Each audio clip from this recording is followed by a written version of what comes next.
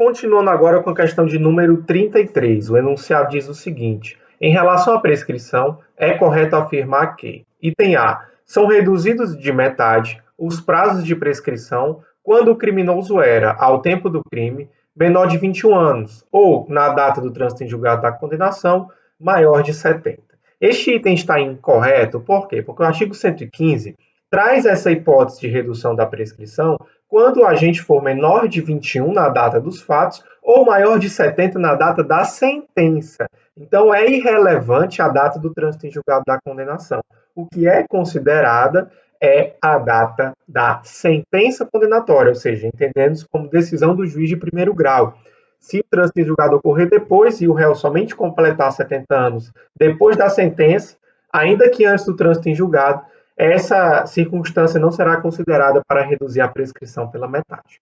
O item B diz o seguinte: a reincidência não interrompe o prazo de prescrição da pretensão punitiva. Pessoal, esse é o item correto. Por quê? Porque a súmula 220 diz que a reincidência não influencia nos prazos de prescrição punitiva, apenas nos prazos de prescrição da pretensão executória. Então, esse item é o item correto.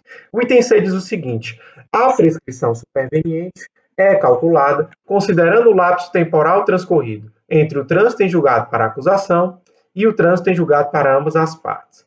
Pessoal, esse item está incorreto, por quê? Porque o termo inicial da prescrição superveniente não é o trânsito em julgado para a acusação, e sim a publicação da sentença penal condenatória. Ora, imagine, o réu está sendo processado, daí advém a sentença penal condenatória.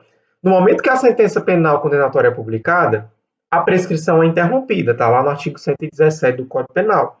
Só que a partir desse momento que ela é interrompida, ela volta a correr. E aí, se considerando a partir da publicação da sentença, a pena concreta, ok? Se transcorrer entre a publicação da sentença penal condenatória e o trânsito em julgado para ambas as partes, o prazo prescricional, considerando a pena concreta aplicada, daí haverá a tal da prescrição superveniente. Então, a prescrição superveniente tem como termo inicial a publicação da sentença penal condenatória e vai até o trânsito em julgado para ambas as partes. É válido lembrar que o Supremo, em recente julgado, entendeu que o acórdão confirmatório da sentença é marco interruptivo da prescrição. Então, no exemplo que eu dei, se o indivíduo é condenado, interpõe recurso, e o acórdão do Tribunal de Justiça mantém, confirma integralmente a sentença condenatória, daí esse acórdão será considerado como marco interruptivo da prescrição, daí a prescrição superveniente terá o seu lapso, o seu curso interrompido nesta data do acórdão, ok? E retornará e será contabilizado até o trânsito em julgado para ambas as partes. O item D diz o seguinte: a reincidência aumenta em 1/3 os prazos de prescrição da pretensão punitiva. Item equivocado, pessoal, pela mesma razão de o item B estar certo.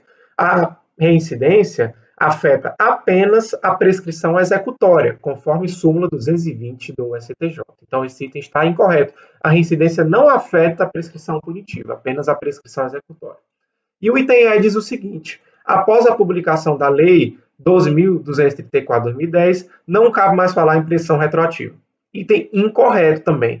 A Lei 12.234/2010 apenas acabou com a prescrição retroativa entre o recebimento da denúncia e a data do fato, ok? Mas ainda é possível a prescrição retroativa entre a publicação da sentença condenatória e o recebimento da denúncia. Então, este item está incorreto. Item correto, item B.